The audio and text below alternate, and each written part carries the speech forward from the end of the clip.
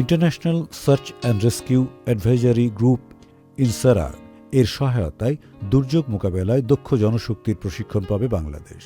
বাংলাদেশি দলকে প্রশিক্ষণ দেওয়া হবে বিদেশে।